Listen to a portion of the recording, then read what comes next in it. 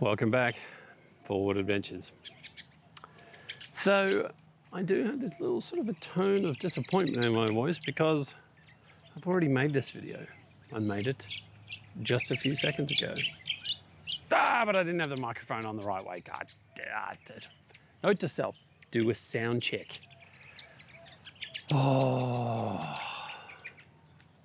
Anyway, we're in WA. It's damn amazing. I'm so happy. I'm so happy that we're in WA. Because I mean, as you know, we crossed the border, and I'm stoked. Was stoked. Yes, yes. We got let into WA. Woohoo! And we can thank. Woohoo! That's right, Austin. Still stoked. Because a lot of people didn't make it over. A lot of people have tried, got rejected at the border. A lot of people have tried to get the G2G pass, rejected. You know, and we were just lucky. We just got across. Matessa will talk about the old travel ferry, but can't complain on this one because we're here. But we are now stuck in Kununurra in quarantine for 2 weeks. 2 little kids. Campsite, camper trailer, 2 weeks. And it's 30,000 degrees. Not really, but it's like 40 odd. It's like 39, 40. Which is pretty damn hot in anyone's language, really. So it's being a bit of a challenge, but we're on day 7 and we're all still alive. We're all still somewhat talking to each other. And I just thought that I would make a bit of a vlog episode, you know, which is about our quarantine and where we're at and what we're doing. So, also a little bit of a talk about how I've set up the camper for a bit more of a longer stint, because we don't really have long stints like this, but I've set it up in such a way that is as best as I can for all the equipment that I have and that we have for the environment. So, this is where it's at. So we've got the standard car setup, which we use all the time. That is what it is. Here it is, you know, fridge and that sort of stuff, and drawers, which have always got stuff, different sorts of foods and spices and all that sort of stuff. They're always going in and out of. It's not that we don't want to put it in the van. It's more so that we like to keep some stuff there and some stuff here. We like to have it that we've got at least a reasonable amount of supply in the car. So if we do, you know, just want to go out on a day trip or whatever, we've still got a fair bit of stuff in here that we can just cook up or eat or, you know, make lunch with, nice and easy.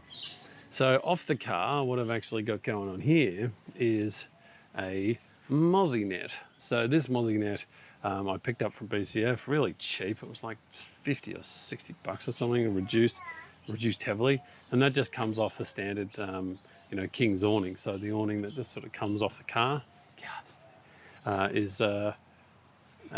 You know, just comes out and then it attaches underneath it. And the reason for the mozzie net is, the mozzies at night are fierce. And for good reason. I mean, we're right next to like, oh, butterfly. Distracted. We're right next to a lake, which is more like a lagoon, pond. It's got lots of sludge and lily pads and that sort of stuff. It's not really that nice. Not exactly nice for fishing, but certainly on a night time the mosquitoes do kill us. So this guy has just been a godsend because we can pretty much make dinner, you know, which we're kind of doing, getting eaten, or we try and do it a bit earlier so it's not dark, and then we hop into the mosquito tent and we eat our dinner in there, which is amazing, and the kids can play in there, and it's really handy. So the next thing is that I've set up the wraparound awning on the van. So the van came with this awning, which was essentially an extension of the sort of standard awning, where instead of it just, you know, coming off the van in the standard spot, which is here with the kitchen, and then up to the, you know, up to the roof here, it wraps right around, which is really helpful. It's really handy that it gives us that extra bit of shade for one thing, but the other thing too is that it's if it's raining, it just means that it keeps the rain off the kitchen, which is fantastic because you don't want rain on the kitchen.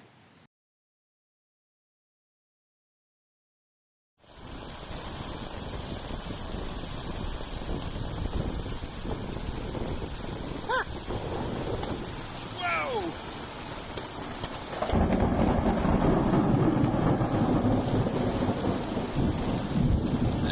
fairly close.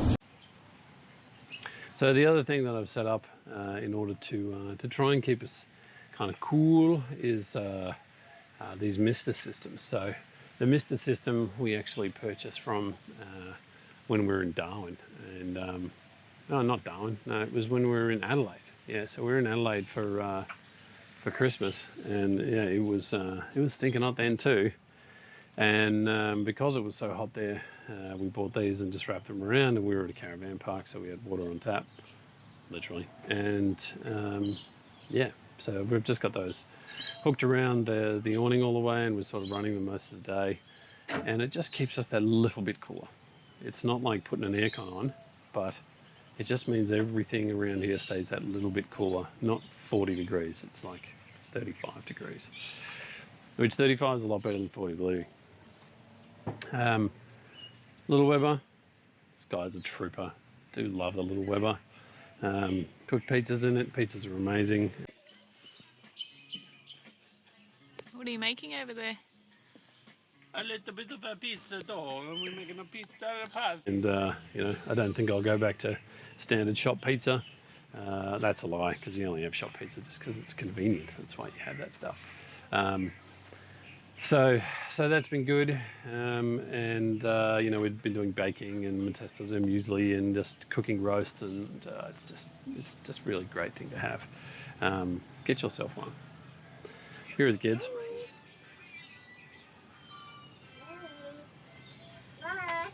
It's the afternoon, so they get some screen time in the afternoon. Oops, screen time's going off. So they get some screen time just because we want to have a bit of a rest in the afternoon. They start to get a bit cranky with playing everything that they've played with, so they get a bit of screen time. Why not? And we're in quarantine. We need to entertain them somewhere. There's no other kids here. The other thing that we got is our little pool. So the little pool has been a little bit of a godsend. I was a little bit, how big of a pool is this going to be? This is like a 2 meter long pool. It's fantastic. It's actually fantastic. We can all get in it. It holds a good amount of water. We have to empty it every couple of days because this phenomenal tree that we're camped under drops this ludicrous amount of flowers and stuff, which is just a pain. But you know what? It's also providing a heap of shade for us, so we're very lucky. See, there you go. Now I'm in the shade. Thanks, tree. So the other thing, of course, because we are in quarantine, which means we may need to be fully self-sufficient. We're not allowed to use the cubicles or the ablution blocks or any of that sort of stuff, so we need to use our own. So what I've got going here is our shower tent. So the shower tent is a bit of a newer addition. I sort of added it when we were in Perth, strangely enough, and we haven't used it too much, but we do use it a bit, and it's really handy. I mean, it just comes off a bracket on the van and just folds out just like a car awning.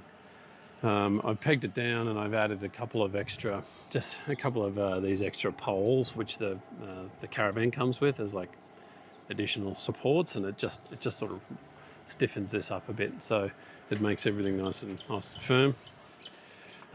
As I was talking about before, trying to keep cool, that there is a vent for our air conditioner. So when we're in Darwin, we're like, yeah, this weather is going to be way too hot. We really need to, bugs. Yeah, there's lots of bugs here. Yeah, we're like camped under a tree, so there is a lot of bugs. There's lots of ants and lots of flying insects, and like I mentioned before, insects, mozzies, etc. So we're always cleaning them off, and we're always swatting them. We just get used to swatting animals off, most of the time. Anyway, so we bought the aircon, and we thought I bought it secondhand, like a Gumtree type jobby, $200. Seemed like a good deal, and we gave it a crack in Kakadu, but we used it with the awning. So we put the bag awning on with all the walls, hoping that we could close it out, and it would cool that area well. No, did not work well at all. But inside the van, just the van, with the vent, sort of pointing out this way, and it means I can tuck it in fairly as tight as I can inside the van. It doesn't take up that much floor space. It does bite into it a bit, but it doesn't take up that much. But it's a godsend. Being able to sleep and have a nice cool place to go to in the middle of the day, has been really great. So that's good. That's real good. Anyway, back to the shower. So I thought I'd just go into a little bit about how I've set up a shower and how it all works. So essentially, what we've got is the kick-ass shower tent, kick-ass instant sort of shower tent, which is amazing. Doesn't have a roof, but haven't found that to be too much of a problem. I attached this additional bracket onto the to the top of the unit, so I could bring the shower head out a little bit and point straight down. Kind of makes things a lot nicer when the shower head's pointing straight down. We've got a bit of a ball valve here, so essentially just flick the ball valve, and it then pumps the water. The water just comes straight out. You turn it on, you turn it off. You don't adjust anything in that. You just turn it on and off. So that then runs down around the back here, and then it comes down into this setup. So the way that I've done this setup is essentially to just allow us to have a secondary pump, but also to be more versatile with how we get our water. So what I've got in here is a few different things that allow me to sort of control the water a little bit better. So I've got these two valves here, which means that I can turn from the tank, so the secondary tank that's inside the van, to an auxiliary. So I can just close one off and open one up. And the auxiliary is essentially runs out of here. So down here we've got the two inlet and outlet. So I can connect up in here just like a bucket or another bottle of some sort, just so if I've got if there's river water or some other water source nearby, I can just fill up a bottle, plug it in there, and we don't use the water out of the tank. The hot water, or sorry, just the cold water from the pump comes out here. So the auxiliary pump in here pumps it either out of the tank or out of the auxiliary, and out she comes. So this guy, hot water. Now, this is the Smarttek so-called instant hot water system, but it's not instant. It's not anything close to instant, and it's actually a tremendous pain.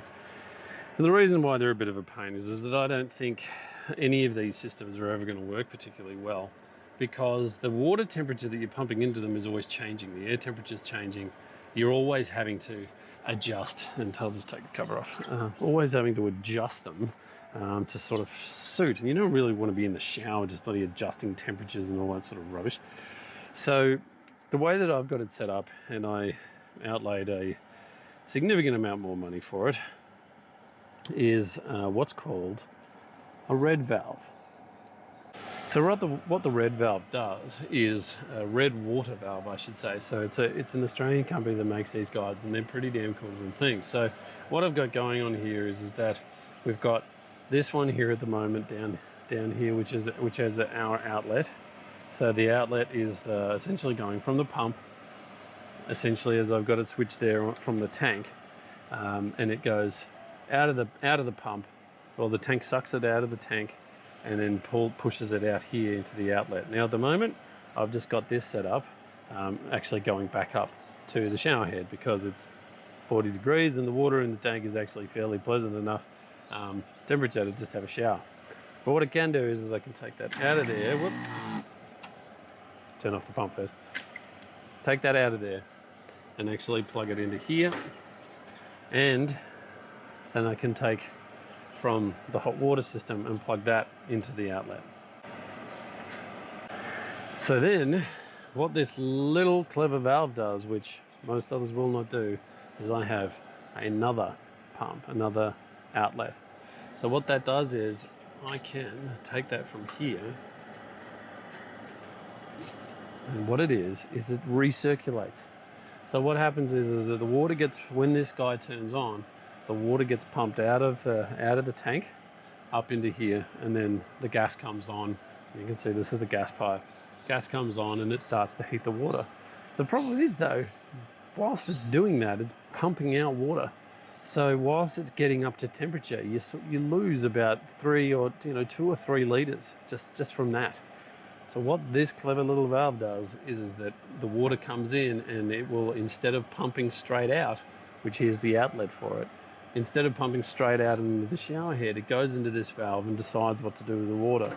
If the water is above, say, about 35, it's about 35, 36 degrees, it actually, if it's under that, it will actually pump it out this way. And what that does is that actually goes back into the tank. You know, once it gets up to temperature, then the water will actually start to pump the other way and come this way, which is to the shower head.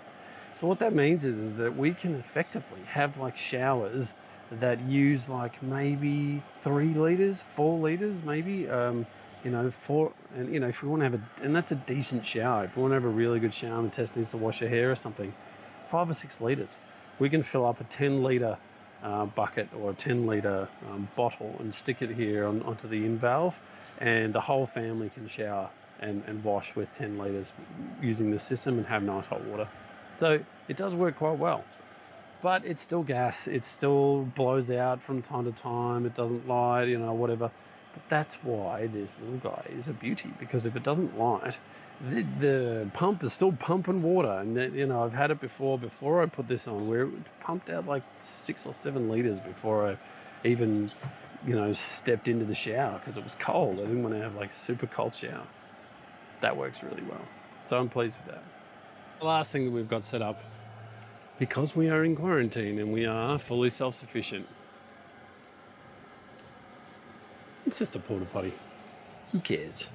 There's nothing to see here. It's a porta potty. We use the porta potty. We're allowed to walk to the dump point, which is just up there a little bit, and we, you know, I can dump the toilet, and it just works fine. Like seriously, once you get used to using a porta potty, it's no big deal. It's just like using any other toilet. That's it. That's our setup. So we're, I suppose we're just making do, and trying to keep the kids entertained as best we can with this sort of a standard amount of screen time. We don't want them to have more screen time. We don't want to. There's no need for them to have less screen time. But yeah, we've got board games. We've got, you know, card games, drawing games, all that sort of stuff. Trying to just make the most of it. Anyway, see you next time.